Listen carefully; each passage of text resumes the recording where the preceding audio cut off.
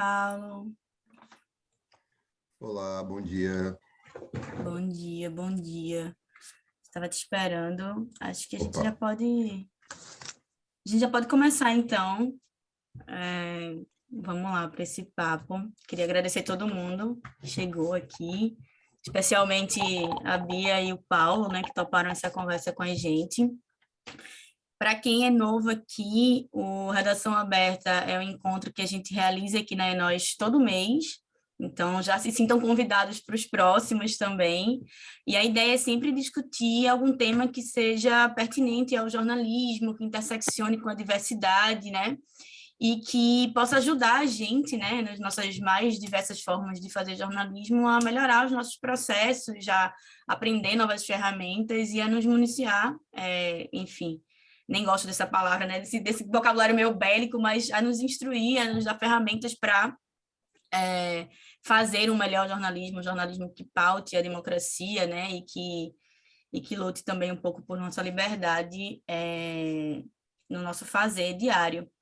Então, para esse dia de hoje, a gente escolheu um tema que eu acho que está todo mundo, enfim, né, esperando com receio, com angústia e com um pouco de expectativa também, que é as eleições que vão vir agora em outubro. A gente tem eleições presidenciais e eleições estaduais, e que prometem ser eleições, né, como sempre, mais ainda, muito perigosas e desafiadoras para nós que somos jornalistas. Então, a gente chamou para essa conversa a Bia Barbosa, que é coordenadora de incidência do Repórteres Sem Fronteiras, e o Paulo Talarico, que é cofundador e editor-chefe da Agência Mural, para nos guiar, né, nos ajudar a pensar nas formas de cobrir as eleições. Eu vou abrir daqui a pouco para eles dois falarem um pouco, né, sobre dois aspectos, o aspecto da cobertura e o aspecto da segurança. Mas antes de qualquer coisa, antes de chamá-los, eu queria ler um trecho de uma carta que foi publicada na semana passada, né, no dia 3 de maio, dia da liberdade de imprensa, né, pela Repórteres Sem Fronteiras, com várias organizações de jornalismo, a Abrage, a AJO, da qual a Enos faz parte, e que fala um pouco. Eu ia só pedir para vocês, enfim, quem tiver com o microfone aberto, fechar o microfone para não interferir aqui na nossa conversa. Mas eu vou ler um trecho dessa carta, porque ela expressa bem, né, um pouco do que a gente vai conversar aqui hoje. Se vocês puderem desligar o microfone, eu agradeço bastante. Mas, enfim, a carta, vocês podem lê-la toda, eu posso disponibilizar aqui o link depois para vocês, mas ela tem um trecho que ela diz assim: durante o período eleitoral, o papel da imprensa se torna ainda mais relevante para garantir o acesso à informação necessária para uma participação cidadã no debate público e no processo eleitoral de forma consciente e crítica. Tentativas de enfraquecer ou restringir o trabalho de jornalistas e veículos de imprensa em um contexto eleitoral violam não apenas o direito das pessoas à informação, também enfraquecem os processos democráticos. Então, vou chamar primeiro o Paulo. Queria que você se apresentasse para a gente, Paulo, e falasse um pouco como é que a Mural já vem, né, cobrindo as eleições desde agora, e queria que você contasse um pouco para a gente como é que vocês estão se organizando. Já começou, pega o microfone para você. Ali. Carmen, você pode desligar o microfone, por favor?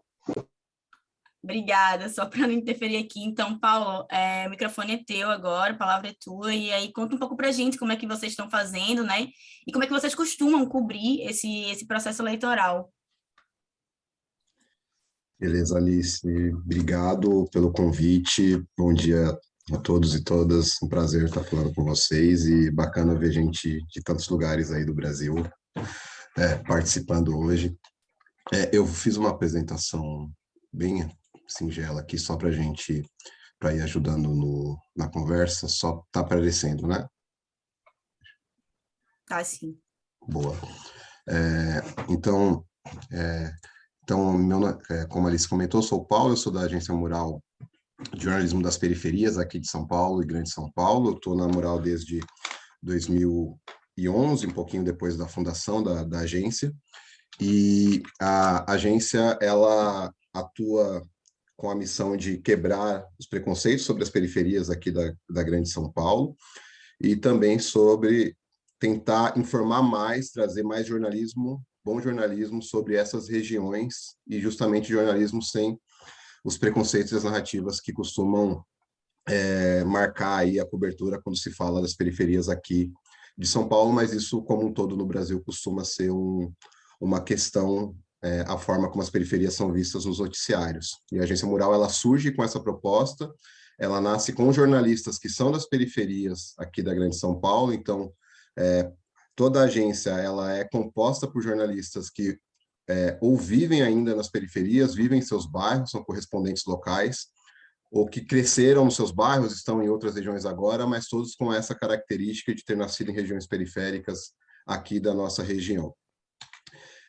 E a gente, ao longo do tempo, foi construindo, junto com essa ideia que a gente tem sobre jornalismo, abordagens sobre diversos temas, e as eleições sempre tiveram um papel importante para a gente, foi uma forma da gente conseguir reforçar a importância de falar sobre política e as periferias, e também trazer outras perspectivas sobre a eleição e as periferias, o que é muito necessário, porque é comum a gente ver essas regiões serem tratadas apenas como um lugar de puxa-voto, um lugar que vota igual, como se todas as pessoas tivessem a mesma cabeça, um lugar que sempre tratando com alguns estereótipos sobre como funciona o eleitorado dessas regiões, desses bairros.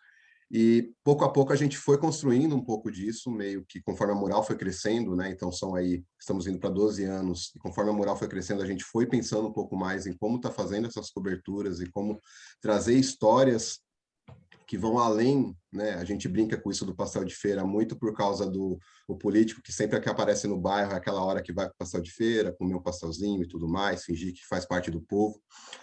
E a gente tenta trazer outras perspectivas. E aí a gente, nessa conversa aqui, eu separei algumas coisas bem simples, algumas pautas que a gente fez, sempre tentando trazer um pouco de como essa eleição nacional ela tem uma importância para as nossas regiões, para cada cidade, para cada bairro, muito importante. E tentando fazer essa aproximação entre esse âmbito mais global e esse âmbito mais local. E aí falar um pouquinho também sobre a questão de diversidade, que acho que é o que a gente consegue contribuir um pouco mais aqui também. Só que o mapa da Grande São Paulo, para vocês terem um pouquinho da dimensão do que é um mundo de muita gente, são 21 milhões de pessoas, e a gente mostra esse mapa muito para entender também o quanto há histórias que podem ser contadas, que a gente precisa contar, e um mundo de pautas que podem sair de outras perspectivas que saiam, às vezes, da polarização, por exemplo, e de cargos que são muito importantes para o desenvolvimento das cidades, das regiões, dos bairros, das periferias. Esse aqui é o mapa do Deserto de Notícias, que é o mapa que é o Atlas da Notícia, feito pelo Projor, feito por algumas iniciativas, e que ele mostra as cidades que não tem nenhum jornal aqui na Grande São Paulo. Então, no Brasil, a gente sabe que o cenário ele também é parecido, ele tem muitas regiões sem veículos que fazem a cobertura local, que fazem jornalismo local.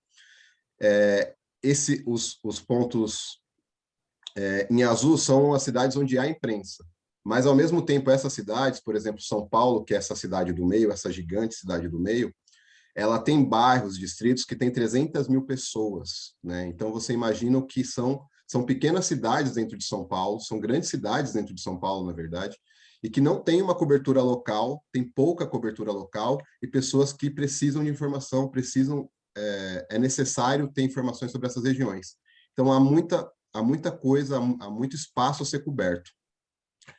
E o que a gente coloca aqui na Mural desde o começo, e aí não só sobre eleições, é da gente não subestimar a capacidade política das periferias, dos moradores das periferias. Então, em cada bairro tem muitas lideranças comunitárias, tem pessoas que atuam buscando políticas públicas para suas regiões, e isso é algo que aparece muito pouco no que é feito do noticiário. A gente fica muito focado, muitas vezes, na questão partidária, nas questões que envolvem os partidos, mas sem pegar, muitas vezes, esse dia a dia da rua, esse dia a dia do que está acontecendo nos bairros, o que são os conselhos participativos, O que o seu bairro está buscando junto ao poder público para melhorar e por que não avançou depois de tantos anos? Há muita coisa que dá para ser feita.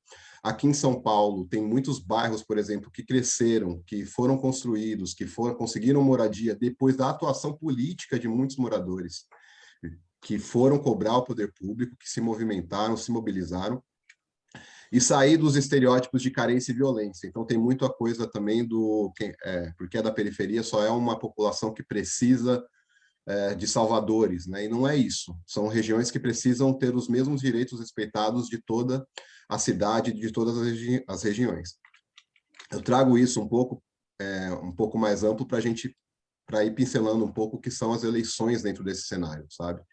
E aí, uma coisa que a gente vem trabalhando muito ao longo dos últimos anos é tentar explicar o que são os cargos e como eles têm impacto para a sua região.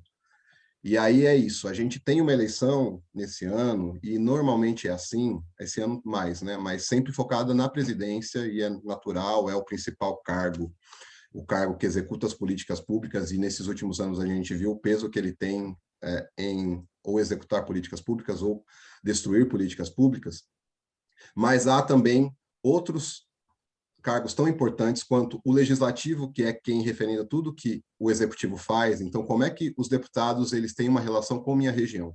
Qual é o papel do deputado para a minha quebrada? Qual é o papel de um deputado estadual para a periferia? Ele tem um papel? Ele tem uma relação? Então, tentar fazer um pouquinho dessas correlações é uma coisa que a gente faz bastante durante a campanha, também numa forma de informar sobre por que a democracia importa e como ela existe. Então, é um papel que a gente entende que é importante, tentar trabalhar de várias formas isso, tanto explicando, tanto trazendo quem são as pessoas que estão concorrendo e que têm origem nas periferias. E aqui a gente separei algumas pautas, falando um pouquinho das coberturas que a gente já fez no passado, e também focando um pouco na questão de diversidade, que acho que a diversidade, ela parte também de de quem reporta. Eu acho que isso é uma característica, pelo menos da Mural, é uma característica, ao longo desses anos, que é o fato de ter pessoas que são das periferias, correspondentes das periferias, jornalistas, comunicadores que têm relação com suas regiões, ajuda a gente a pensar em outras perspectivas, em outras pautas. Isso é um ponto que a gente acha que é importante. E também as pessoas que a gente ouve nas reportagens. Então, se a gente vai fazer uma pauta sobre quem são os candidatos a deputado da minha região, quantas mulheres serão ouvidas? Quantas pessoas serão ouvidas?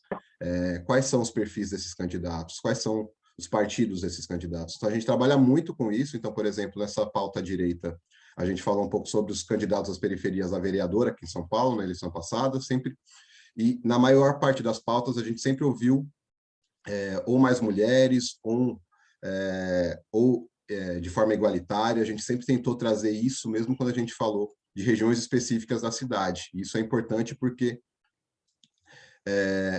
a gente ainda vive um número de mulheres na política muito pequeno, e nas cidades isso é comum, o número na Câmara é menor. Então, é um papel também que a imprensa tem nesse sentido, né? Quais são as ideias dessas mulheres que são candidatas? Qual é o papel delas? Por que tem tão poucas mulheres? O que isso significa? E também a gente tem ouvido muitas crianças ao longo dos últimos anos, tentando trazer a perspectiva delas, por mais que elas não votem. A gente tem trabalhado muito o fato de que as crianças elas vivem a cidade, elas vivem nos mesmos espaços que a gente muitas vezes exclui as crianças de vários debates que elas fazem parte. Então, ouvir como elas estão vendo a percepção de uma eleição, o que elas esperam de um novo candidato, de um político, acho que a gente sempre considera que é importante trazer essas perspectivas. E a gente tentou trabalhar em vários formatos. Então, a gente, no ano passado, já faz um tempo, né? 2020, a gente teve um podcast que chamava Em Quarentena, que a gente criou durante a pandemia, que chegava pelo WhatsApp, tentando falar um pouco sobre diversos temas relacionados à pandemia. E quando chegou a eleição, a gente focou no WhatsApp em ter toda semana também um episódio sobre as eleições. E esse projeto a gente teve o apoio da Nós, e no final dele a gente teve também carros de som que circulavam pelas periferias tocando esses WhatsApps, também numa questão, tocando esses podcasts sobre as eleições. muito numa ideia também do como chegar nas pessoas, como conseguir chegar em novos públicos. O WhatsApp foi muito importante para a gente, trabalhar em áudio, fez a gente ganhar uma experiência importante em podcast, e foi outra forma da gente conseguir conversar, dialogar sobre esses temas relacionados à política. Aqui eu pincelei um pouco a questão das mulheres, e aqui são algumas outras pautas que a gente tratou sobre isso. Então, por exemplo, uma cidade aqui não tem vereadora há 32 anos, que acho que se a gente conseguisse pegar no Brasil todo, isso vai ser, infelizmente, uma questão que deve ter em muitas regiões, né? A gente tem uma dificuldade da participação muito grande. Depois da eleição passada, teve um aumento, mas ainda, aqui na Grande São Paulo, 22 cidades ou não tem ou tem apenas uma vereadora. Então, ainda é um número pequeno. E também falamos sobre a complexidade disso, porque muitas das vezes tem mulheres que a gente aumentou a representação, mas às vezes porque são de famílias de políticos que já estão há muito tempo na política. Então, tem um poder econômico que fez com que elas chegassem ao poder. Então, tem, às vezes, essas questões, né? O quanto elas não representam um poder político que já estava ali na cidade, numa Câmara Municipal. Aqui um outro exemplo de parceria, a gente fala um pouco sobre as candidatas das periferias e como elas sofreram ataques virtuais. Foi numa parceria com a revista Asmina que a gente fez, um levantamento que trouxe quais foram os ataques feitos virtualmente contra candidatos. Então, a Erika Hilton foi uma das que mais sofreu ataques aqui em São Paulo, e a gente trouxe isso da perspectiva das periferias, ouvindo candidatas, mulheres que são das periferias de São Paulo. Também falamos sobre indígenas que vivem na cidade, que são da capital e que disputaram a eleição. E candidatos LGBT e as dificuldades que tem dentro das eleições e dentro dessas disputas, que vão desde os partidos, conseguir espaço dentro dos partidos, até a questão na disputa nas urnas, os preconceitos e os ataques que sofrem. Passei por tudo isso só para falar de vários públicos que a gente pode ouvir, várias perspectivas que a gente pode trazer de pautas, pode trazer de reportagens e pode falar das eleições. Nas eleições desse ano, a gente tem um desafio a mais, porque vai ser ainda mais acirrado o clima, e a gente sabe como já está acirrado.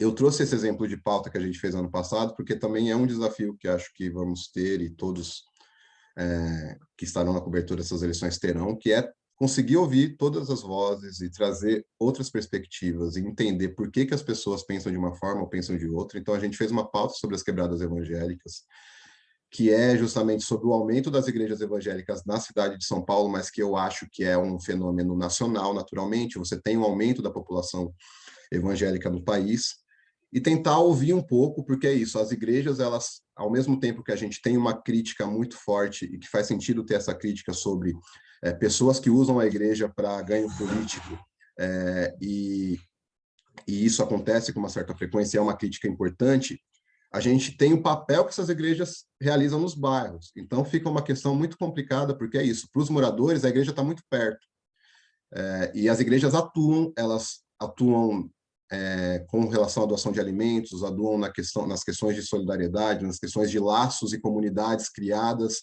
próximo das casas das pessoas. Então, elas têm um papel importante, e a gente precisa entender mais, a gente precisa avançar mais na conversa sobre isso, e acho que é um desafio ao longo desse ano para todos, de entender um pouco mais isso, de conversar mais sobre isso, e também de entender que as igrejas não são um bando uniforme que faz a mesma coisa, assim como as periferias não são. Acho que a gente tem que entender que há também diversidade dentro das igrejas, tanto católicas quanto evangélicas, mas são conversas que a gente vai precisar ter ao longo desse ano. Para fechar, a Mural ela mudou o site ano passado, e a gente criou novas editorias, criamos nomes para as editorias para trabalhar os temas que a gente cobre. Na editoria de política, a gente uniu também serviço público e direitos humanos, e colocamos o nome de Democratize-se, justamente numa ideia de um convite ou de um chamado, né, à necessidade que a gente tem nesse momento do Brasil. E aí algumas pautas, por enquanto, desse ano que a gente fez, a gente ouviu nessa onda que relacionou os jovens que vão disputar, que vão votar pela primeira vez, houve uma campanha muito grande, aumentou o número de eleitores. Nós ouvimos eleitores que vão votar esse ano, já tinham tirado o título de eleitor, e também os que não vão votar. Por que eles não vão votar? E entendendo os motivos, que vão desde tem a questão de não gostar de política? Tem, mas tem também o não se identificar com nenhum candidato, o fato de tem que decidir agora em maio, uma coisa que nem começou ainda, que a campanha é lá na frente, não dá para esperar, tem que decidir agora em maio se quer ou não. Então, a gente falou um pouco com esses jovens, conversamos, é uma reportagem bem importante, e também, do outro lado, falamos um pouco de um tema que foi muito amplo, muito usado na imprensa nacional, que é o orçamento secreto, como as emendas dos deputados são usadas para as regiões, mas tentando trazer um pouco o foco de como esse dinheiro foi gasto aqui na Grande São Paulo e como ele tem sido usado para partidos da base do atual presidente, como que isso funcionou aqui na Grande São Paulo.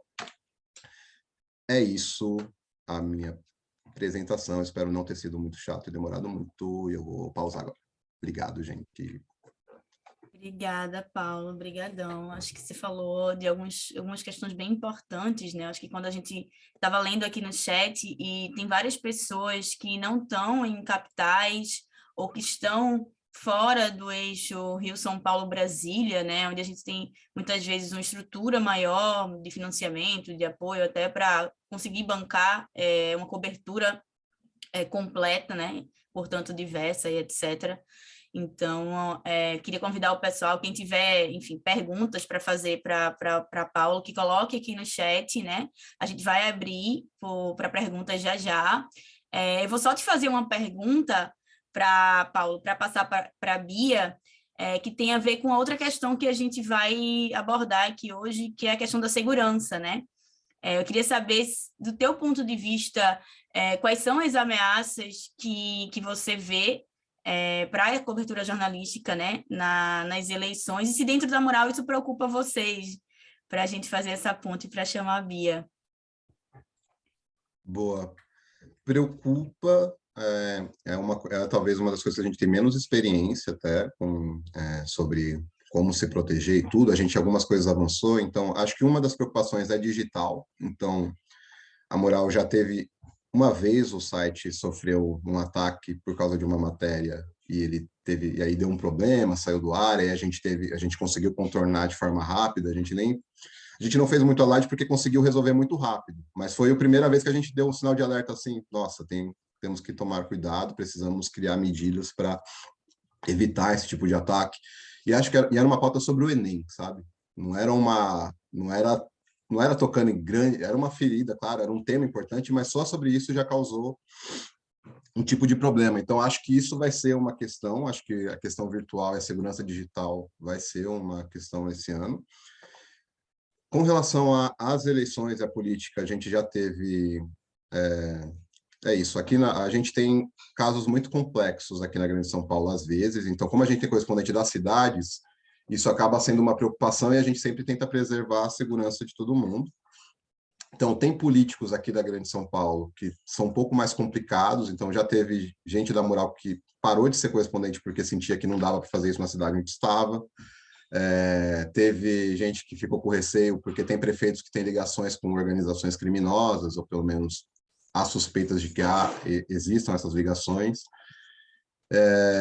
Já teve políticos que chamaram no gabinete para tentar dar uma intimidada. Então, são pontos que acontecem, a gente sabe que eles sempre existiram, de certa forma, mas estão cada vez mais aflorados, né? Então, acho que a gente tem, sim, questões e preocupações que a gente vai ter ao longo da campanha, mas é isso, a gente ainda está conversando, pensando em quais são esses riscos e como conseguir não ter esses problemas durante as eleições, mas durante a cobertura como um todo, porque como a gente envolve sempre política pública, poder local, você tem a questão dessas regiões, então você tem a questão de estar perto também do que está acontecendo, então exige uma cautela quando a gente sabe que existe um perigo de ver até onde vai, até onde não pode ir, ou se outra pessoa assina um texto no lugar dela por conta desse receio, a gente tem essas conversas, ou se assina no nome da Mural, por exemplo, dependendo do que aconteça. Acho que é um pouco isso aí. Beleza, eu acho que tem uma questão que você falou, né, que de trazer a cobertura eleitoral para próximo da realidade dessas pessoas, mas a realidade dessas pessoas muitas vezes é uma realidade muito próxima às ameaças, né, e para a gente que cobre o território, a gente também está muito próximo, às vezes muito mais do que quem cobre, enfim, dentro de um, sei lá, dentro de um veículo nacional, né, enfim. E isso preocupa, porque às vezes para a gente fazer uma cobertura diversa, como você está falando, né, para tocar em temas sensíveis como religião, por exemplo, a gente precisa lidar, né, com se desvencilhar, né? Para se desvencilhar de alguns medos, a gente precisa estar preparado. E aí, nesse sentido, eu queria convidar a Bia Barbosa, aqui da Repórteres Sem Fronteiras, para falar um pouco da gente, né, desse cenário de ameaça que está por trás dessas eleições, e também para dar dicas para a gente, assim, né, de como a gente pode se instrumentalizar para conseguir fazer uma cobertura que seja diversa, mas que também não coloque a gente em risco, né, em mais risco do que o que já vem ocorrendo nos últimos anos. Então, Oi, gente. Bom dia. Tudo bem? Muito feliz de estar aqui com vocês. Paulo, dividir essa tarefa com você. Prazer.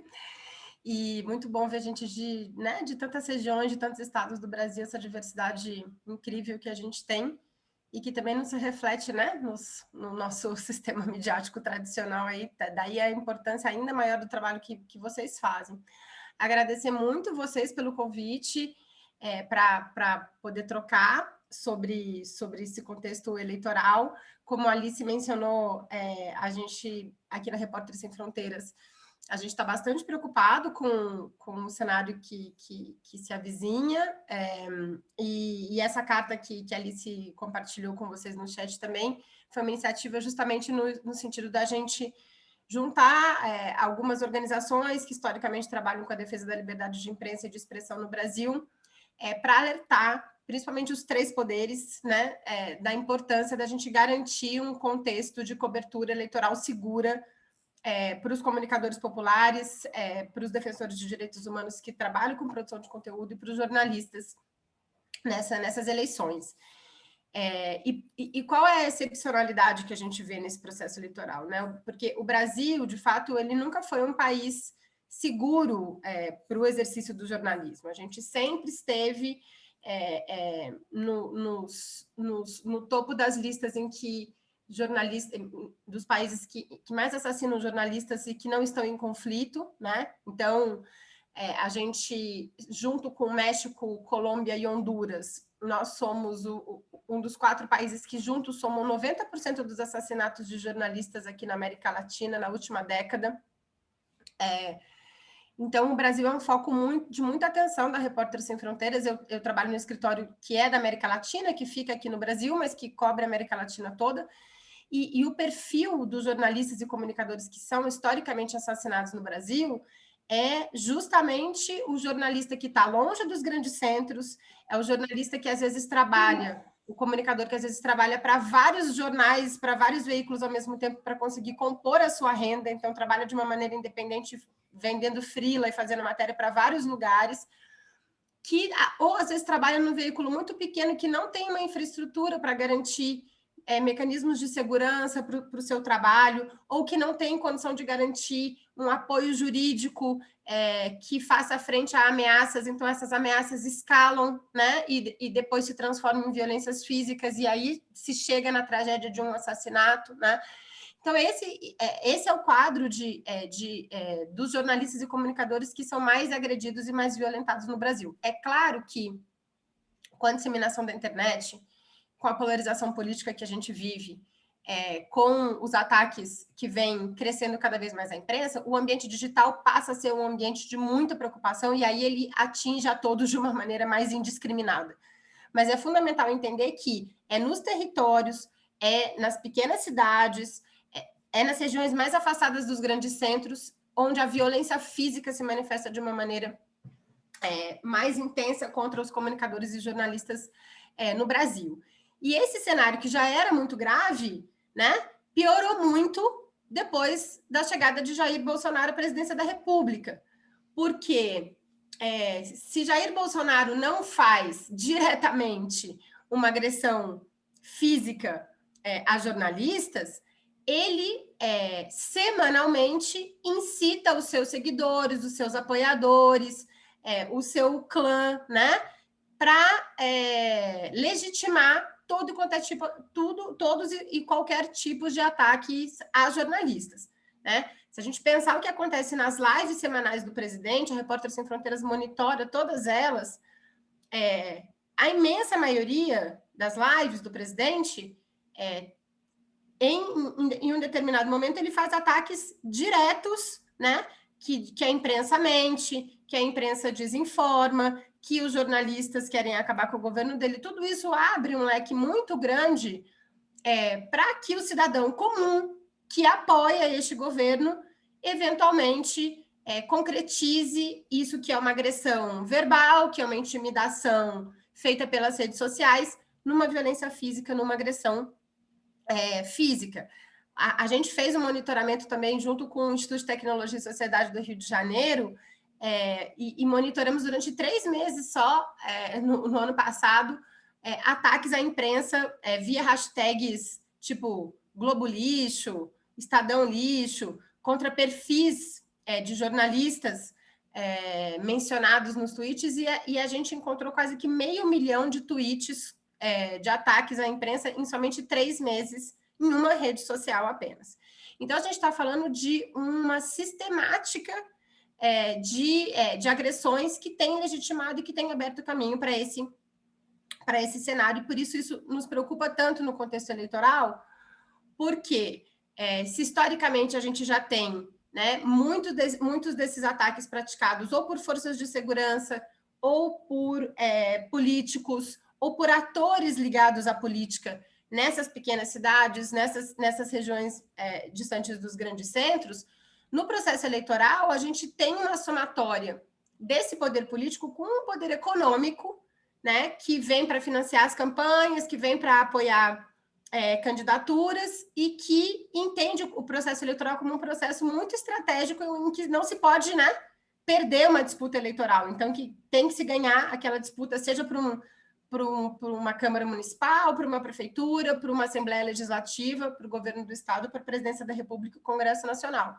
Então, o índice de violência tende a crescer nessas eleições, sejam as agressões verbais, as intimidações virtuais, sejam as agressões físicas. E daí essa preocupação que a gente teve de trazer essa carta para começar a fazer um processo um pouco de vigilância permanente que a gente quer fazer em relação aos ataques e às agressões que já começaram, né, e que já estão relacionados também ao processo eleitoral. E nessa carta, a gente fala de alguns tipos de violência que foram sofridas pelos comunicadores e jornalistas nas eleições de 2018 e de 2020, que a gente acha que vão se intensificar, né? Além das agressões físicas e dos discursos estigmatizantes, a gente tem uma série de campanhas de descredibilização dos jornalistas, né, de ataque contra jornalistas direcionados. Então, não é um ataque só também à mídia em geral, mas alguns comunicadores e jornalistas em específico, com um viés de gênero e raça muito forte, porque aí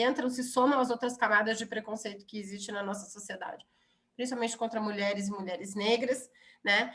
Um tipo de ataque que a gente chama de doxing, que é a exposição de dados pessoais dos jornalistas nas redes, né? Então, que vulnerabiliza ainda mais o jornalista, porque quando você divulga o número do telefone do jornalista, o número do documento, o endereço de onde ele mora, esses ataques podem se concretizar de uma maneira mais forte. Muitas ações de remoção de conteúdo jornalístico e de censura prévia por meio de processos judiciais. Então, nas eleições, as grandes campanhas sempre têm times jurídicos, né, prontos para processar jornalistas que estão criticando de alguma maneira uma candidatura ou um governo que está se colocando para uma reeleição.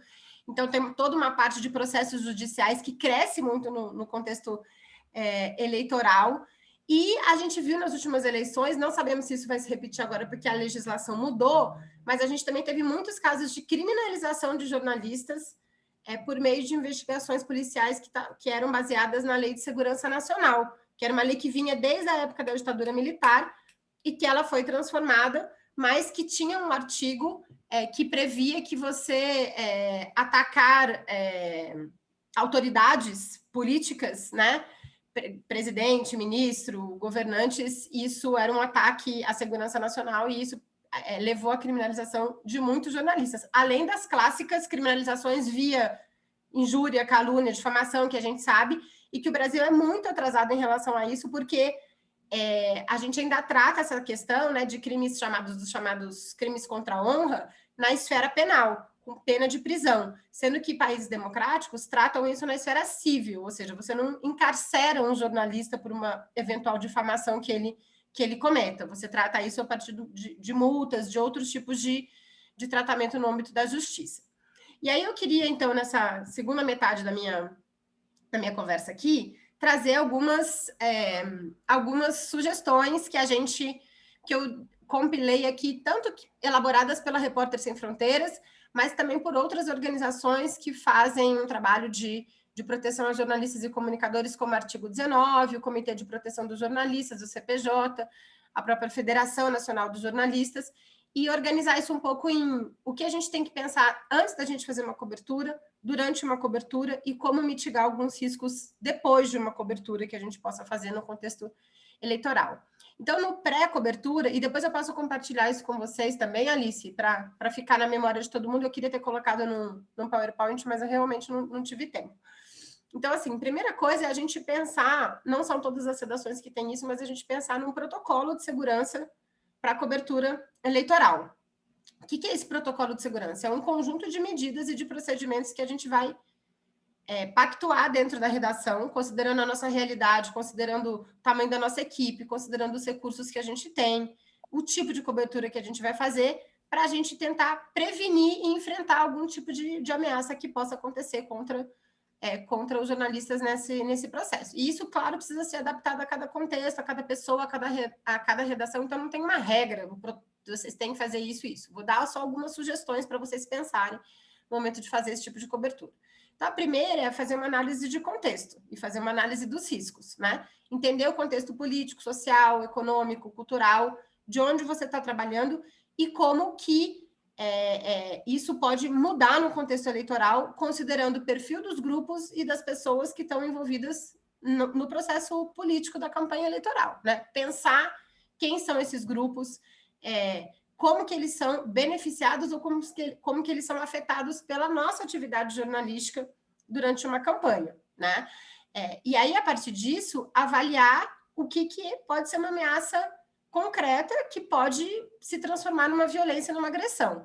Então, pensar, por exemplo, em como conversar com organizações da comunidade, com líderes comunitários, ou com outras organizações que já fizeram coberturas naquela região, para tentar levantar casos de incidentes passados. O que já aconteceu em outros processos eleitorais contra comunicadores e jornalistas aqui? O que tem de comum naquele episódio que virou uma violência, virou uma agressão, e que pode se repetir no tipo de cobertura que a gente faz? Que tipo de ameaça esses grupos fazem, né? Eles só ameaçam ou eles concretizam essas ameaças, né? É só uma intimidação para tentar silenciar, ou eles, de fato, agridem fisicamente, agridem familiares, agridem pessoas que estão no seu entorno, agridem, às vezes, o elo mais fraco da redação, né? Um trabalhador, uma trabalhadora que pode estar junto com vocês e que não é necessariamente um repórter ou jornalista da empresa. Então, pensar em todo esse entorno e o que já pode ter acontecido no passado e que pode ajudar a gente se prevenir. Outro elemento desse protocolo de segurança que é muito importante a gente pensar é a gente ter uma rede de apoio para o veículo de comunicação ou para a iniciativa de comunicação que vai estar cobrindo as eleições ali, né?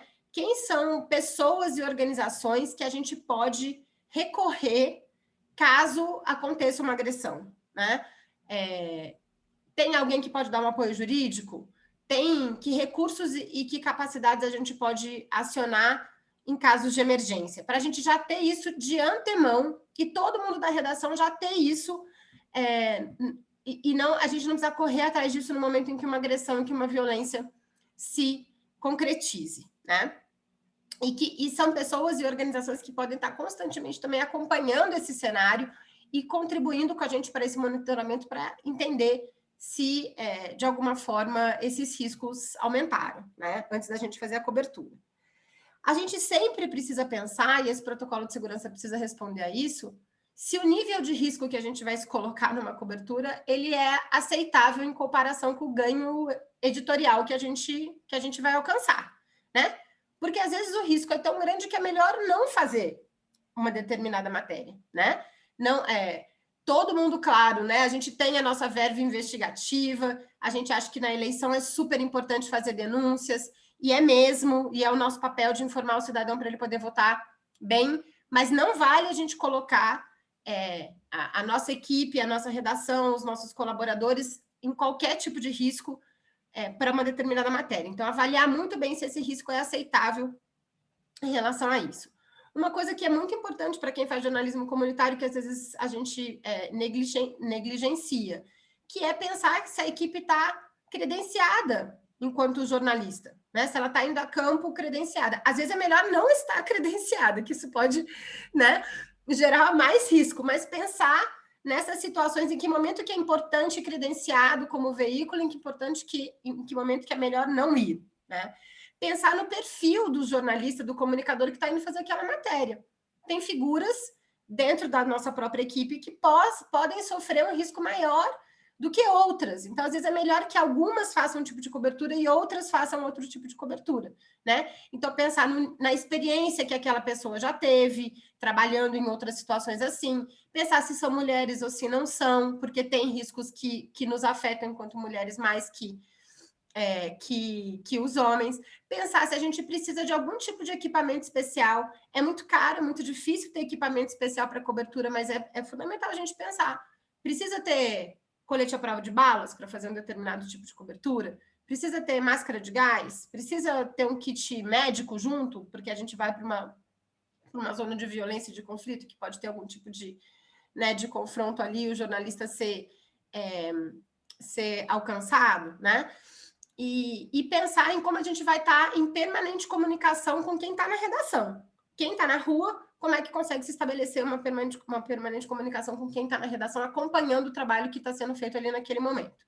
Ainda previamente, e eu acho que eu só vou conseguir chegar no prévio, porque eu já estou estourando meu tempo, depois a gente, na conversa, a gente pode falar do durante e do pós, mas ainda previamente, queria falar sobre a importância de segurança digital para a gente se preparar para uma cobertura do ponto de vista da nossa segurança em relação aos nossos dispositivos, assim.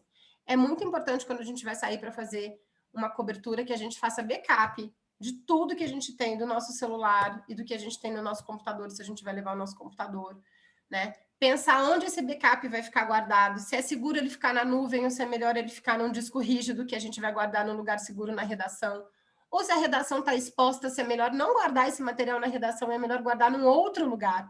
Então, considerar todas essas questões no momento de se pensar esse protocolo de segurança. Sobre as nossas redes sociais, é muito comum, né, gente? A gente ficar logado no Twitter, logado no Facebook, logado em tudo e sai com o telefone logado. Aí basta alguém quebrar a senha de 4 dígitos ali para entrar no telefone, que vai entrar em todas as suas redes sociais. Então, se a gente vai sair para uma cobertura que é mais sensível, em que a gente pode ter os equipamentos roubados ou que a gente pode ter os equipamentos apreendidos, seja pela polícia, seja por grupos, né, que não têm interesse na cobertura que a gente está fazendo, é importante a gente deslogar dessas contas, limpar o histórico de navegação, para impedir que, se o seu dispositivo, se o celular, se o seu computador são apreendidos, que as pessoas acessem o mínimo de informação possível sobre vocês. E, em último caso, se for possível, não levar o seu celular pessoal e não levar o celular de trabalho também. Levar um telefone que, se for roubado, se for para o saco, não vai ter problema de ser perdido numa área mais de risco. E aí que a importância de pensar isso é não só para você não perder informações importantes que você tenha, né, que você tenha apurado, coisas que você tenha colocado ali, mas também que essas pessoas não acessem informações que são estratégicas e possam colocar vocês ainda mais em risco. Os outros pontos que eu queria falar, um pouco de pensar a cobertura, principalmente coberturas em protesto. Durante eleições a gente tem várias manifestações, a gente não tem mais comício, mas a gente segue tendo mobilização e manifestação. Então, pensar, acho que cobertura de protesto é algo que a gente já conseguiu avançar mais aqui no Brasil em função dos vários confrontos que se estabeleceram nos últimos protestos, dos ataques que a imprensa tem sofrido. historicamente em manifestação, e então acho que a gente está, de alguma forma, um pouco mais preparado para cobrir isso, mas no pós-cobertura, também a gente pensar se vale a pena a gente assinar uma matéria individualmente ou se vale assinar em nome do veículo ou de um coletivo, porque isso dificulta, de alguma forma, uma determinada fonte saber quem apurou as informações e quem tem os dados. Então, quando você, né, distribui a responsabilidade sobre a reportagem, até porque ela nunca é só de um único repórter, né? Ela é sempre de uma equipe que pensou, de um editor que se responsabilizou por aquilo também, do veículo como um todo. Isso reduz os ataques que o jornalista pode sofrer. E fazer também coberturas que a gente já faz muito, né, no mundo dos veículos de não atuação nacional, fazer coberturas compartilhadas, fazer com que uma mesma matéria saia em vários veículos, porque isso também tira o foco de um determinado veículo para esses ataques que possam ser direcionados para aquele jornalista ou para aquela comunicadora em especial. E aí tem umas dicasinhas de segurança digital também, se você sofre ataques pela internet, tem vários guias que estão disponíveis de segurança digital para jornalistas, a gente pode compartilhar com todo mundo depois também. Fico por aqui que eu já falei 20 minutos. Desculpa, Alice. Não, nada, tranquilo. Acho que são dicas bem importantes, bem relevantes. Vou abrir para a gente tirar dúvidas, quem tiver dúvidas, quem quiser fazer alguma pergunta direcionada a Paulo, a Bia, ou avise aqui no chat, eu coloco aqui no chat a pergunta, ou levanta a mão, abre a câmera. Acho que esse é o momento para a gente trocar mesmo. Eu vou iniciar fazendo uma pergunta para vocês, tanto para Paulo quanto para Bia, que é o seguinte, Bia, você estava falando, né, que a gente vem sistematicamente, né, principalmente agora, enfim, esses últimos anos, em função do atual governo, sofrendo um processo de descredibilização muito grande. O nosso trabalho enquanto jornalista, ele é questionado diariamente, né, quase que diariamente, por vários canais diferentes, e muitas vezes, se a gente não trabalha em um grande veículo, né, um chamado, entre aspas, grande veículo, né, um veículo que tem um nome que já é conhecido na nossa região ou no nosso país, e etc., a gente pode ter esse trabalho ainda mais questionado, né? E aí, partindo do pressuposto de que muita gente aqui pode trabalhar para redações independentes, pode atuar de maneira freelancer, né? Pode atuar em veículos que estão apenas começando, né? Iniciando enquanto redação. Eu queria saber o que vocês acham que pode ser feito. A gente tem um tempo, né, até outubro, para recuperar ou para estabelecer um diálogo de confiança com o nosso público, né? Com o público que a gente quer atingir dentro desse processo de cobertura das eleições. E aí, se você puder também trazer, Paulo, acho que a Mural, ela tem isso, né? Ela tem essa credibilidade junto ao público, então, como vocês pensam isso também, os caminhos para estabelecer esse diálogo e essa confiança com o público partindo desse histórico que a gente tem sofrido, né? De tanta descredibilização. Quer começar, Paulo? Pode ir. Já falei bastante agora, depois eu te complemento. Que isso. Eu acho que daqui para a eleição é muito pouco tempo para conseguir mudar, por exemplo, um pouco dessa percepção com relação à credibilidade dos veículos. Acho que a Mural, ela tem isso, eu acho, que a gente construiu de credibilidade, tem muito a ver com o tempo que a gente está, né? São 10 anos que a gente está aí fazendo esse trabalho. Eu sinto que uma das ferramentas é falar de coisas que estão no dia a dia das pessoas e aí estabelecer diálogos sobre isso, estabelecer um pouco mais de diálogo sobre as questões que estão no nosso dia a dia, as questões que fazem parte do nosso dia a dia, a questão de política pública que está faltando, a questão de questões mais básicas e que tem a ver com o nosso dia a dia local, e que ajudam a estabelecer conversas, ajudam a estabelecer contatos, ajudam a, quando a gente fala de um posto de saúde que está com problema no bairro, estabelece como isso tem a ver com o problema de não estar chegando recurso ou de uma gestão que não está sendo eficiente nesse trabalho, e a gente conversa sobre isso, porque algumas coisas são fundamentais. as coisas que afetam o dia a dia das pessoas, elas conseguem sair um pouco dessa questão, da questão política mais macro, a questão mais polarizada da política. Porque é isso, todo mundo quer que o serviço seja de qualidade, que as coisas funcionem, todo mundo quer que o transporte público seja bom, e que ele funcione, que ele não seja uma coisa que só para levar as pessoas amontoadas todo dia. Todo mundo tem interesse em saber por que o trem aqui que está privatizado não está funcionando. Vai além, às vezes, da questão do ser direita, esquerda. Isso ajuda a estabelecer vários diálogos, porque é isso, todo mundo quer que as coisas funcionem, quer entender por que elas não funcionam, o que está por trás disso. Conversar sobre esses temas, eu acho que ajuda a reforçar, e como isso tem relação com a política, tem relação com a cobertura, tem relação com essa disputa que a gente vai ter em outubro, acho que é um caminho, acho que estabelecer mais contato pelas redes sociais, por WhatsApp, com as pessoas que nos acompanham, que consomem nossas notícias, que estão dentro dos nossos veículos, mas, ao mesmo tempo, nesse período, já há 5 meses, é muito complicado sobre o todo relacionado aos ataques que a imprensa vem sofrendo, porque, ao mesmo tempo, quando a gente fala de um veículo menor dentro desse universo que a gente está vivendo, é muito difícil, porque tem uma estrutura para atacar a imprensa, tem uma estrutura toda coordenada e organizada para atacar o jornalismo.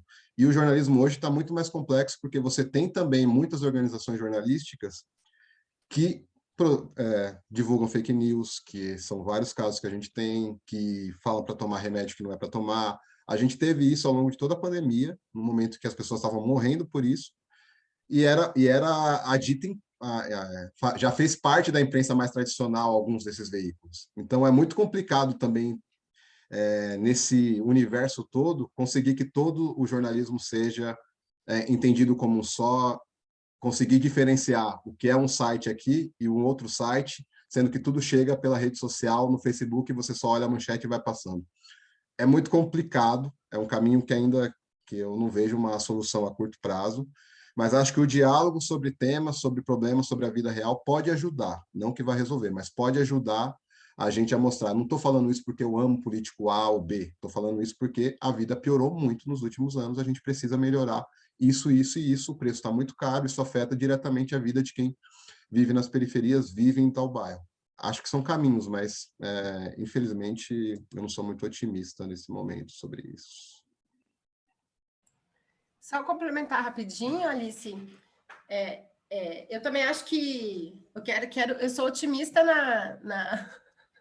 pessimista na análise e otimista na ação, falo. Tipo, porque se a gente não acreditar que a gente vai conseguir mudar, e aí é difícil, aí a gente fica em casa, né? Mas eu concordo com você, o diagnóstico é muito difícil e acho que esse trabalho de descredibilização, além dele acontecer há bastante tempo, ele entrou num lugar que eu acho que uma parcela da população brasileira já não está fazendo mais o debate público baseado na razão e nos fatos. Assim. Ele entrou num outro lugar que faz com que seja, mesmo que a gente trabalhe com fatos, mesmo que a gente mostre imagem, vídeo, documentos e realidade, tem uma parcela que a gente não consegue alcançar porque essa descredibilização foi tão intensa e disseminada e com base em...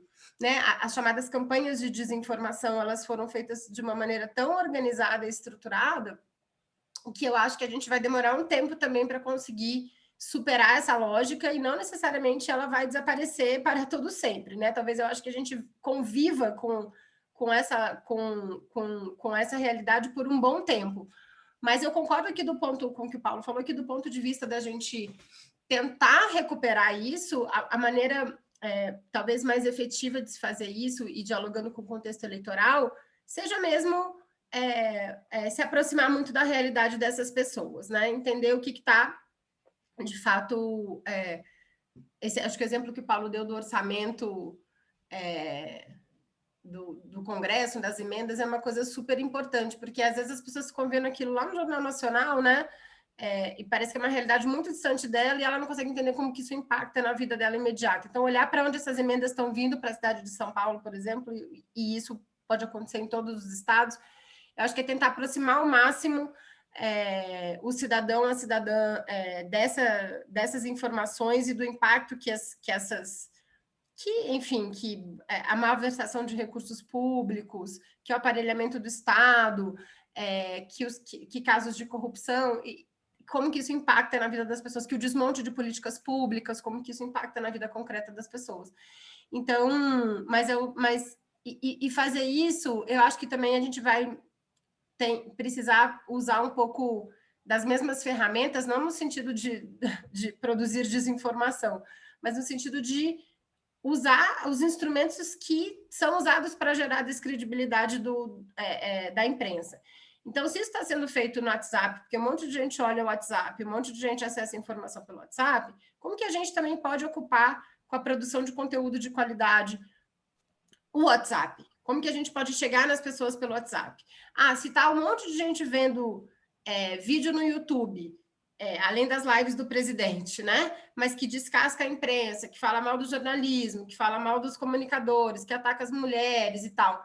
Como é que a gente também pode pensar em produzir vídeos para fazer esse tipo de contraponto? Então, acho que a gente tem que explorar, do ponto de vista da linguagem, não só a questão do conteúdo, mas a questão da forma, para a gente poder chegar no mesmo lugar em que essas campanhas de descredibilização estão chegando, e aí fazer frente a elas de alguma maneira. Então, ocupar as redes sociais, ocupar esses canais, infelizmente, que isso acaba gerando para as redações uma demanda absurda, né? Porque antes a gente produzia um tipo de comunicação e publicava. Eu sou do tempo do jornal impresso. Comecei a fazer jornalismo fazendo jornal de bairro, né? Em comunidade. Então, se não é mais jornal impresso, então tá bom. Aí depois era o site, depois era o blog. Agora a gente precisa estar em tudo. A gente precisa estar no impresso, porque tem gente que não tem acesso à internet, muita gente não tem acesso à internet, a gente precisa estar no site, porque a gente precisa aprofundar minimamente os conteúdos, mas a gente também precisa ocupar o espaço das redes sociais para fazer enfrentamento a isso. Precisa estar no meme também, fazer os memes que tragam. Precisa fazer a dancinha no TikTok, é isso, assim. Lidiane deixou uma pergunta aqui, que, enfim, vai um pouco na linha que vocês estão falando. Não sei se você quer abrir o microfone, Lidiane, para comentar, mas ela perguntava justamente sobre essas estratégias, né, para furar esse bloqueio do público com o jornalismo.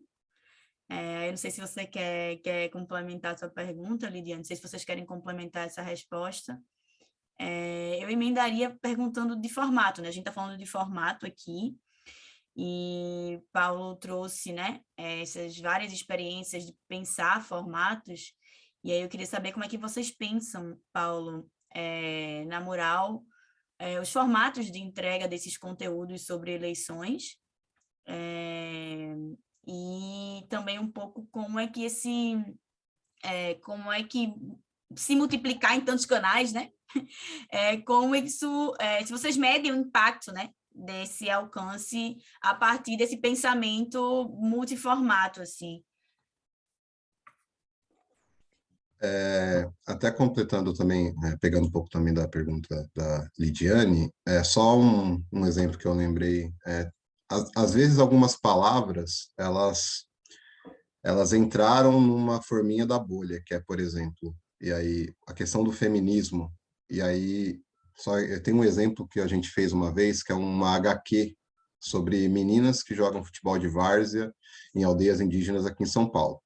E aí ela chamava Minas da Várzea. E aí teve gente que pegou essa HQ e gostou muito, e mesmo uma galera mais conservadora, que a gente nunca imaginaria lendo esse tipo de conteúdo, gostou. Isso despertou algumas coisas do tipo, aquilo era uma obra super feminista, querendo ou não, porque tratava justamente de um tema muito caro para as meninas que jogam bola nas periferias. Ao mesmo tempo, não tinha esse tom na palavra, por exemplo. O feminismo não estava na manchete ou no título. E eu acho que, às vezes, essas coisas ajudam a gente, em alguns temas, quando é possível, a utilizá-los para furar, sabe? Então, por exemplo, quando a gente fala da questão de contra a violência contra a mulher, como é que a gente tem medidas que podem ajudar a evitar isso, a gente consegue, às vezes, entrar por outros campos, entrar de outras formas em grupos que não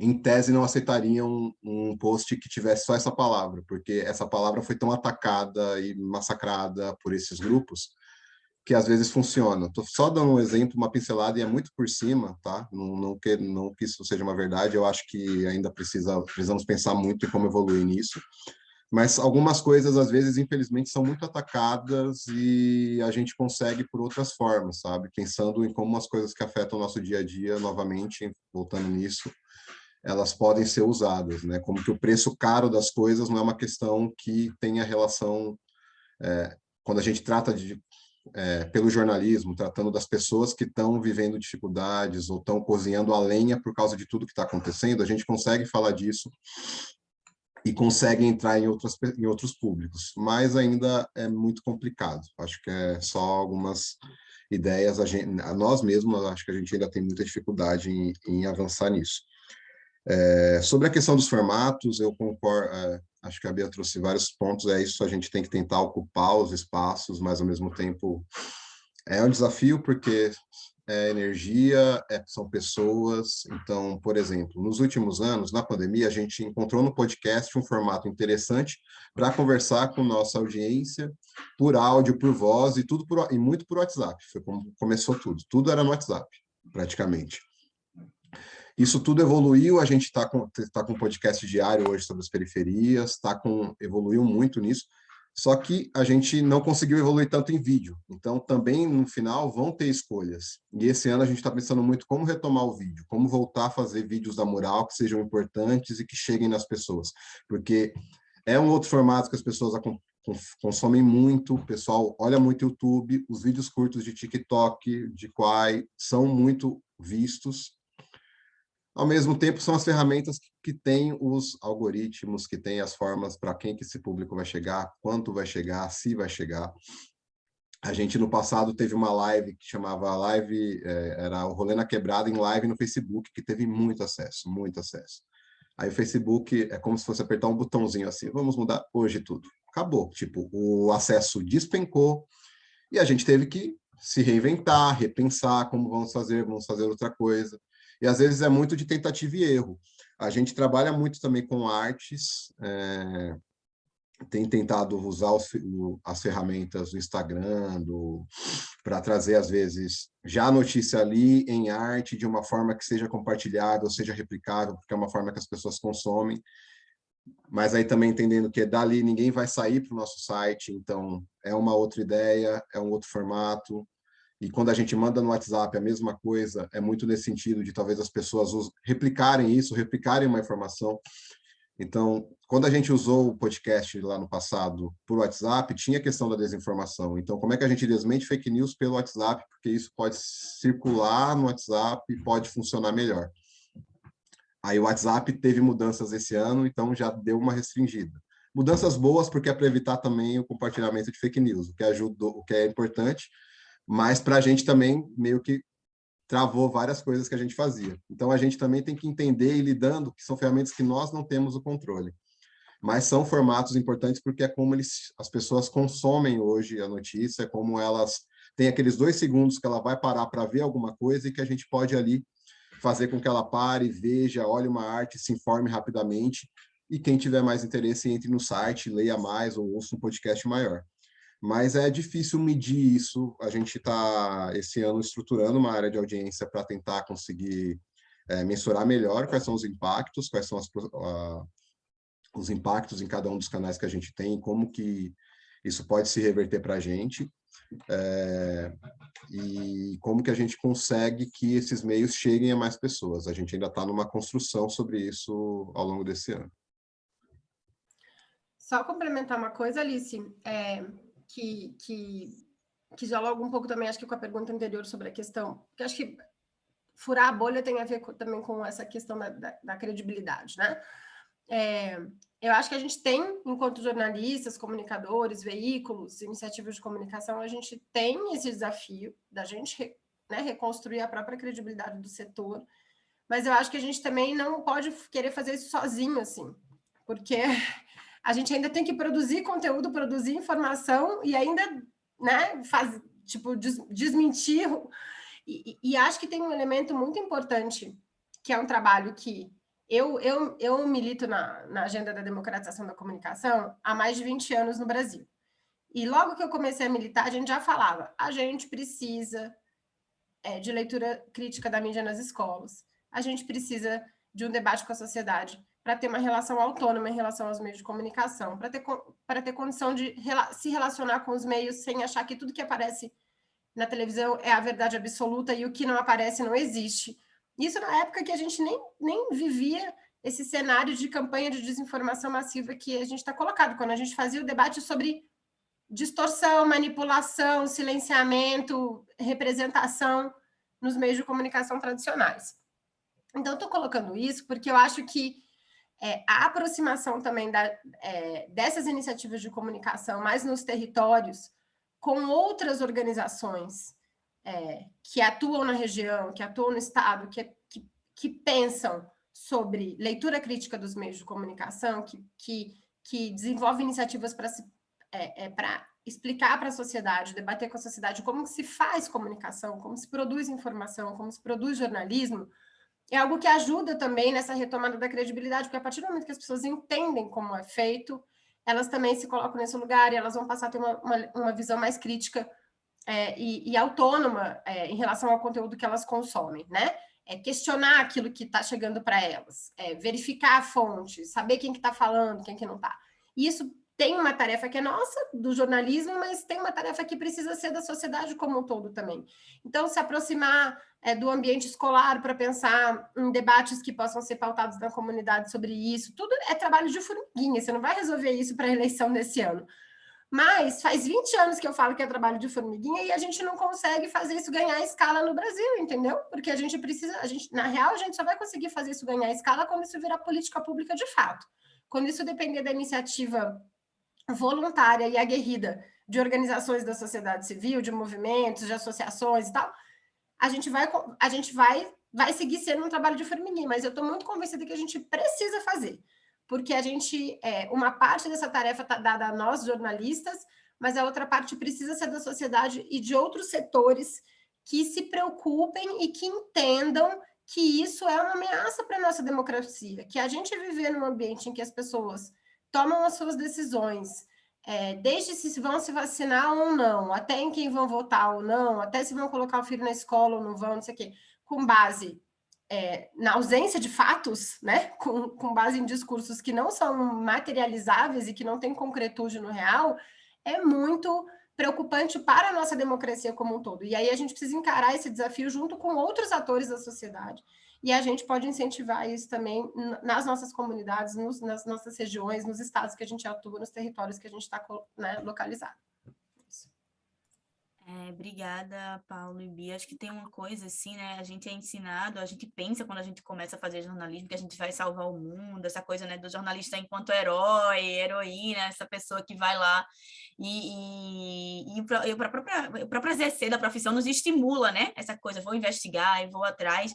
Mas eu acho que a fala de vocês traz uma coisa que é muito relevante para o jornalismo hoje em dia, inclusive para se proteger, né? Para cuidar da própria segurança, que é a gente agir em colaboração, e não só em colaboração, né? Paulo falou aí das várias iniciativas que a Mural tem de parceria, já fez parceria aqui com a gente na Enós, com outras instituições, com as Minas, como ele falou, mas não parceria também não só na produção, né? Mas na estruturação de uma rede que se apoie para a questão jurídica e tal. Eu acho que a gente pensar também essa questão da colaboração dentro do jornalismo é um caminho para a gente se proteger e para a gente conseguir amplificar o que a gente está fazendo, né?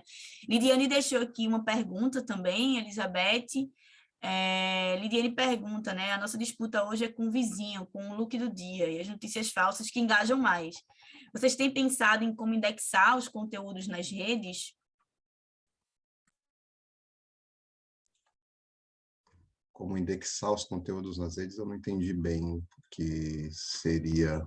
A gente tem tentado usar os vários formatos e, às vezes, traduzir um formato, por exemplo, de uma matéria grande num formato mais...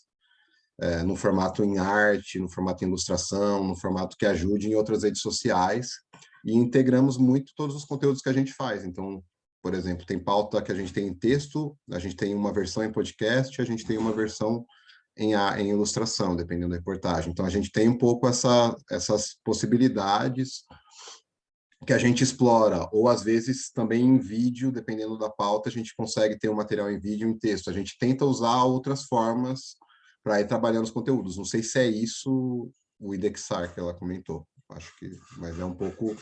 A gente entende que precisa, muito... O consumo via redes sociais é isso, né? Não tem muito... Tem que estar presente, tem que ter volume, tem que chegar... tem que levar o que a gente faz para essas plataformas, para conseguir chegar nos conteúdos do nosso site e conseguir, para quem quiser se aprofundar mais, entrar no nosso portal, mas também ter possibilidades ali para as pessoas compartilharem, curtirem um pouco do que a gente faz, né, para alcançar mais pessoas.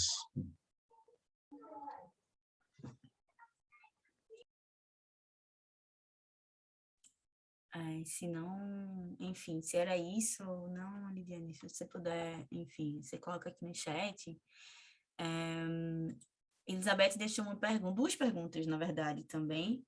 Ela diz, né, muitos veículos tradicionais pressionam para que jornalistas façam textos cada vez mais enxutos, mas existem temáticas que não conseguem ser abordadas de uma forma plausível em apenas uma lauda com cerca de 40 linhas. No campo político, por exemplo, vários assuntos exigem uma abordagem mais aprofundada por parte do repórter, mas essa questão muitas vezes desanima a elaboração dos materiais. Então, gostaria de saber dicas de vocês para lidar, né, com esses casos. E ela disse que também gostaria de ouvir de Paulo como foi a produção da matéria sobre o orçamento secreto de São Paulo, que instigou ela a fazer algo parecido em Pernambuco.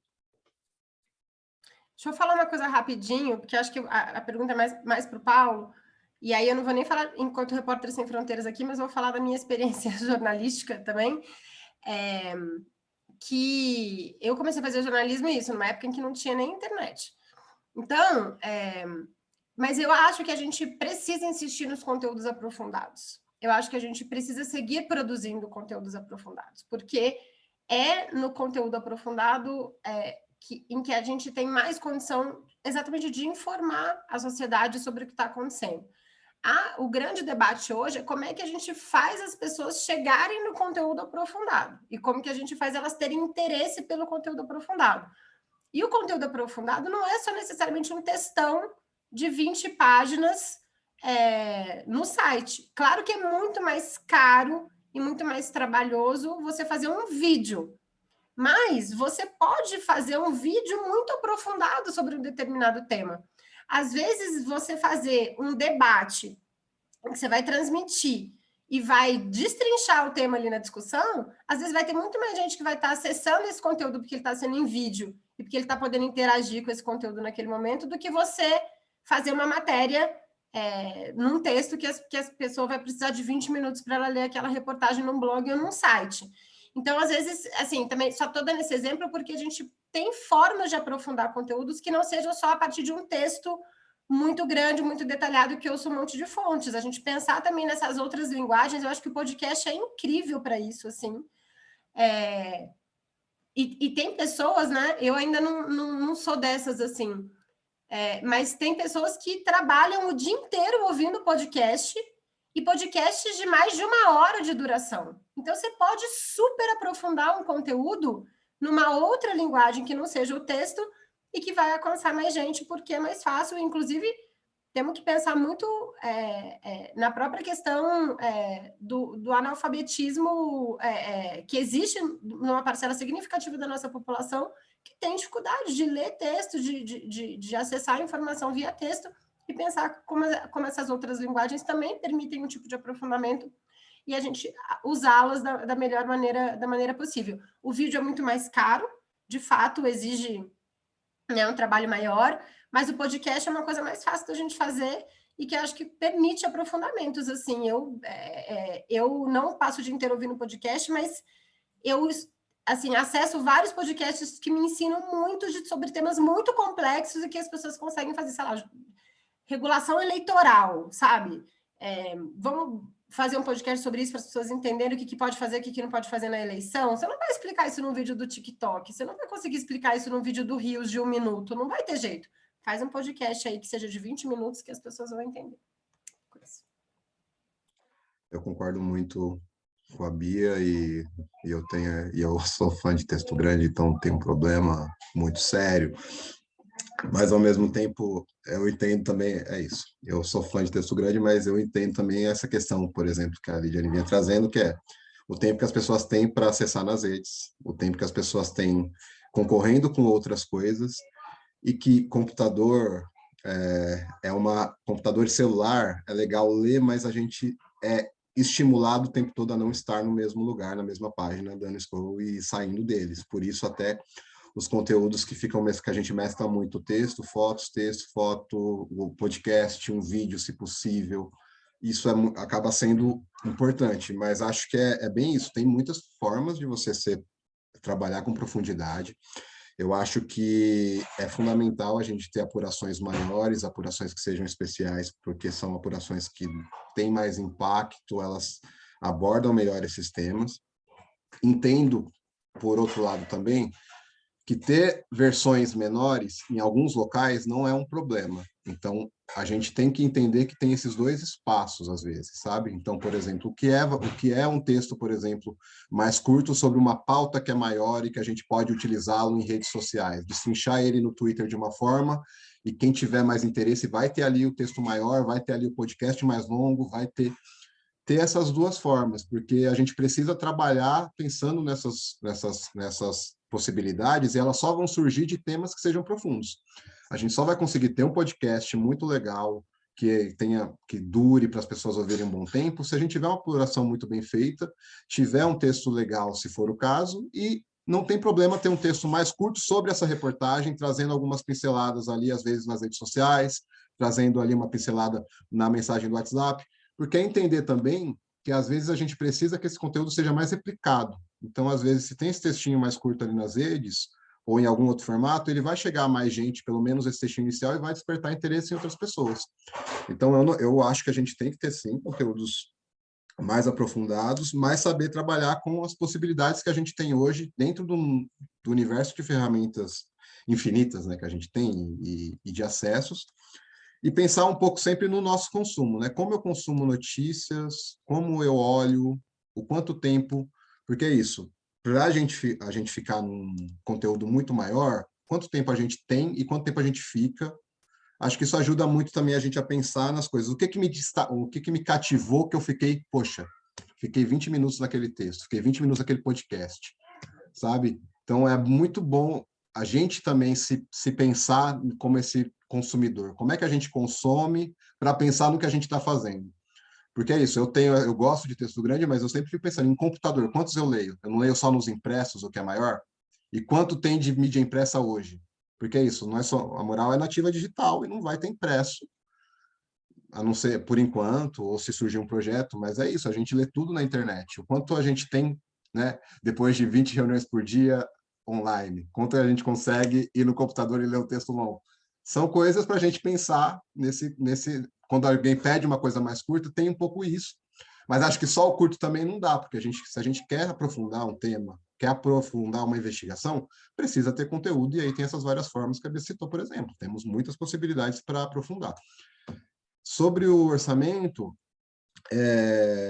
a gente pegou, no ano passado, quando estavam falando muito disso, o STF cobrou da Câmara que eles tivessem um pouquinho de transparência, e aí eles disponibilizaram alguns documentos muito engraçados, que eram PDFs, que aí não dá para você mexer muito nos dados, eram os PDFs, e tinha para onde foram os recursos. Então, a gente pegou o PDF, transformou ele numa planilha e começou a filtrar pelas regiões e começou a ver quais foram as cidades que eles tiveram mais recursos investidos.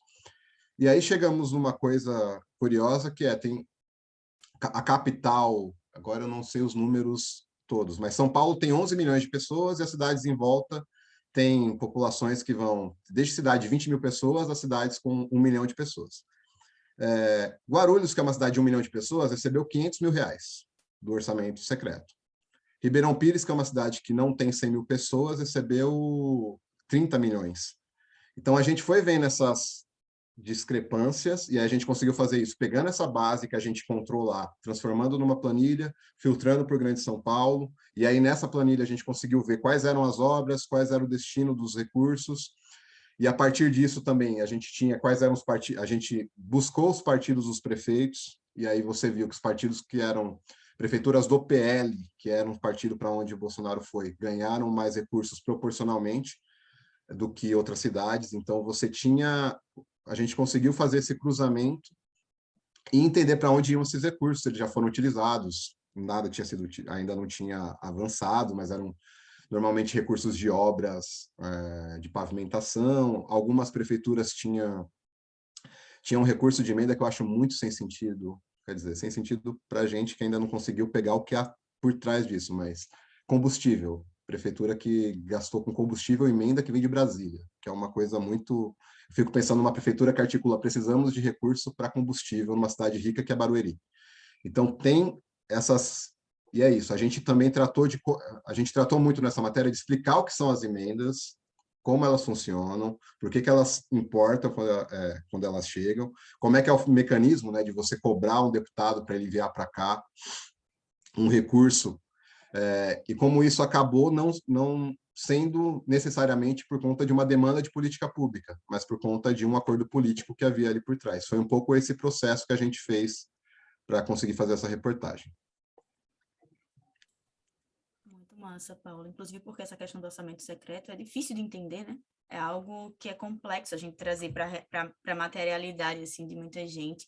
A gente está se encaminhando aqui para os 10 minutos finais, e aí eu vou pegar aqui as coisas que o pessoal está comentando para fazer uma pergunta para você e uma pergunta para a Bia, né? O Marcelo fala aqui que queria ouvir um pouco de você sobre como o público da Mural pauta as histórias da agência, se vocês usam alguma estratégia específica como interação nas redes sociais para entender o interesse da audiência, principalmente nesse momento de eleição, né? Você falou lá no começo do exemplo desse boom, dessa campanha toda em torno de fazer os jovens tirar o título, né? Que foi um assunto que estava rodando bastante nas redes, então como é que vocês fazem isso?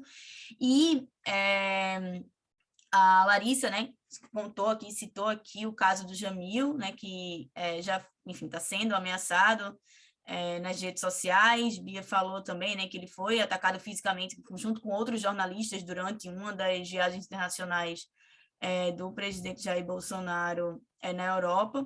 E aí eu queria saber, Bia, você falou, né, desse durante e desse pós, né? O que fazer, sabe, quando a gente sofre uma violência virtual ou uma violência física, a quem recorrer, quais são as organizações que existem hoje aqui no Brasil que podem nos amparar dentro desse processo da cobertura eleitoral, e também um pouco que tipo de suporte a Repórteres Sem Fronteiras dá para todo mundo que vai, enfim, encarar esse momento junto aqui. Legal. Quer começar, Paulo? Pode ir. Não, pode ir, Bia. Bom, eu estava procurando aqui um PDF que a gente fez, que é um guia de segurança digital, para compartilhar com vocês, mas a Repórteres Sem Fronteiras Global mudou o site essa semana e a gente está descobrindo agora umas páginas em português que desapareceram. Então, eu não consegui pegar aqui agora, e aí eu vou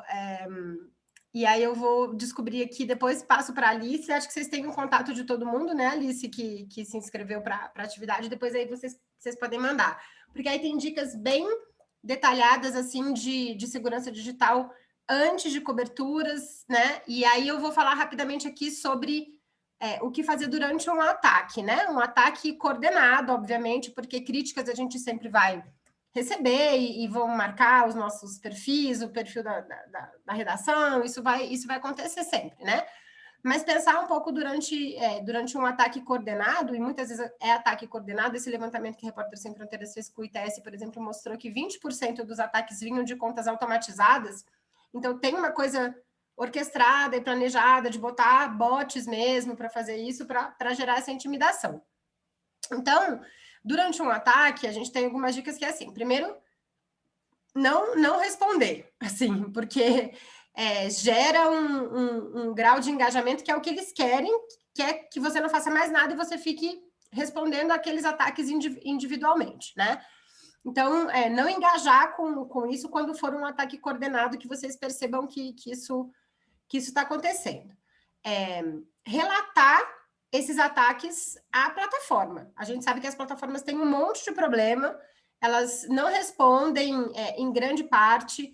A gente acabou de lançar uma pesquisa junto com a Gênero e Número que mostra que só 2/3 das denúncias foram respondidas, e das denúncias que foram respondidas, 1/4 as plataformas não consideraram violência contra as mulheres jornalistas, era uma pesquisa específica de violência contra mulheres jornalistas. Então, tem muito problema na forma como as plataformas gerem essa questão, mas é importante a gente relatar para elas, até para que organizações como a Repórteres Sem Fronteiras e outras que fazem um trabalho de pressão sobre as plataformas para que elas mudem os seus termos de uso, para que elas respondam de uma maneira mais célere diante de casos de ataques de violências ativistas e defensores de direitos humanos, comunicadores e jornalistas, para que a gente tenha esses episódios para reportar e falar assim, olha, houve, né, o caso da agência Mural que foi atacada e que reportou 200 ataques e que vocês não responderam. Então, é importante a gente registrar isso lá.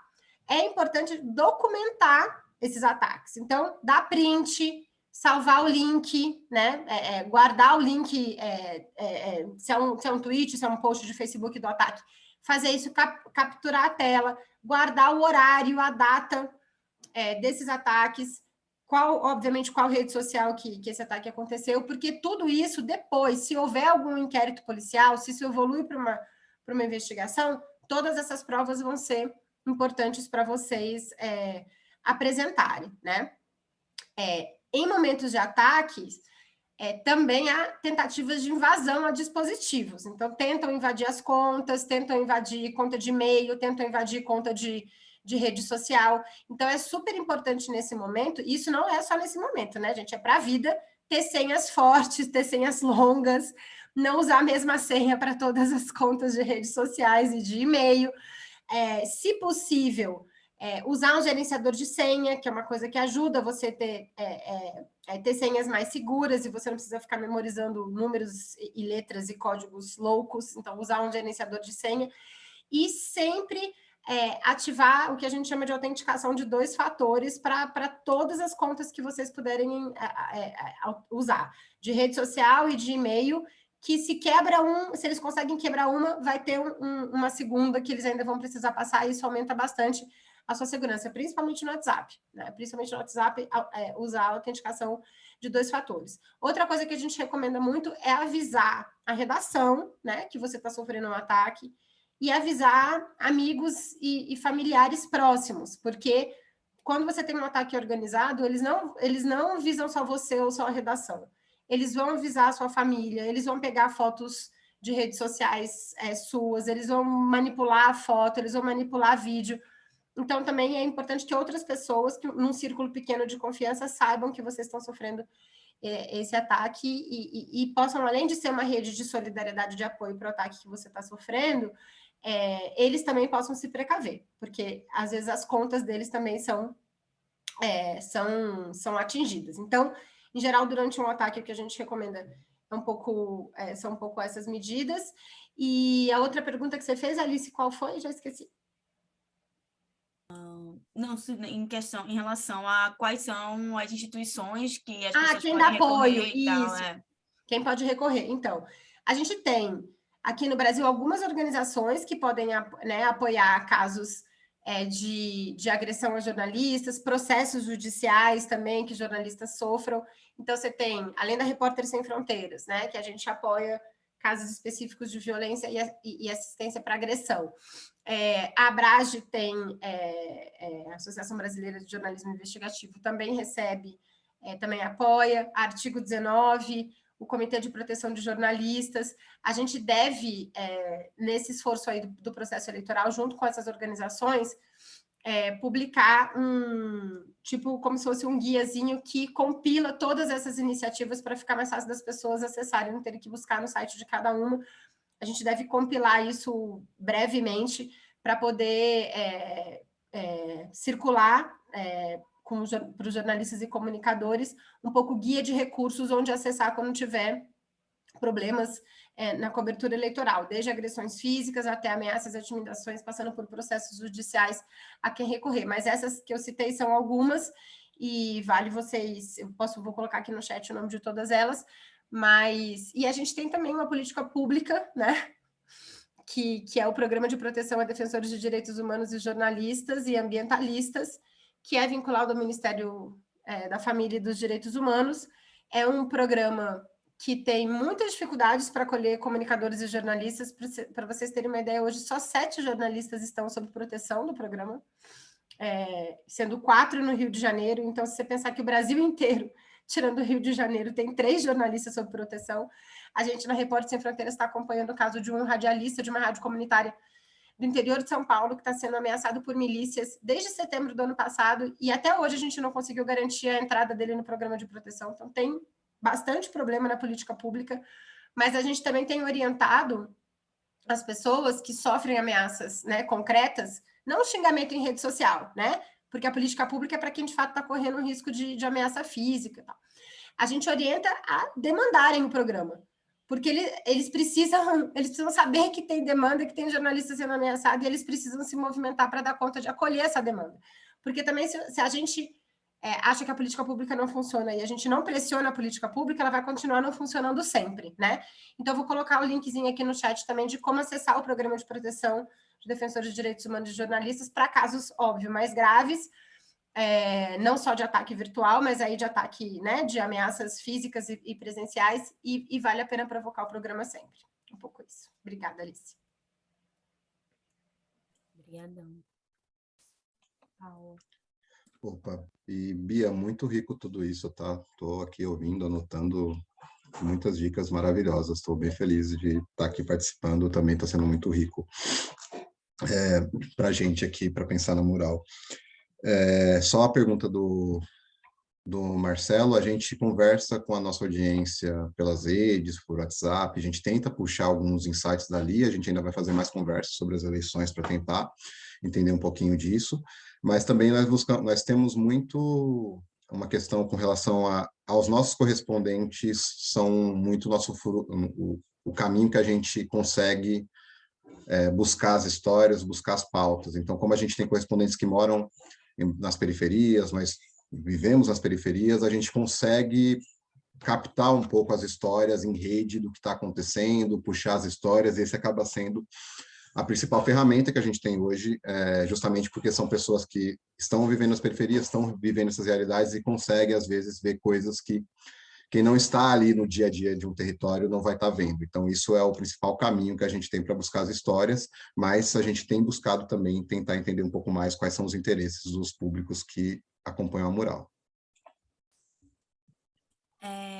Bom, pessoal, acho que Lidiane perguntou aqui por que passamos a chamar propina de orçamento secreto, e falou, né, que a Transparência Internacional denunciou o Brasil agora em março, a Organização para a Cooperação e Desenvolvimento Econômico, pelos retrocessos no combate à corrupção.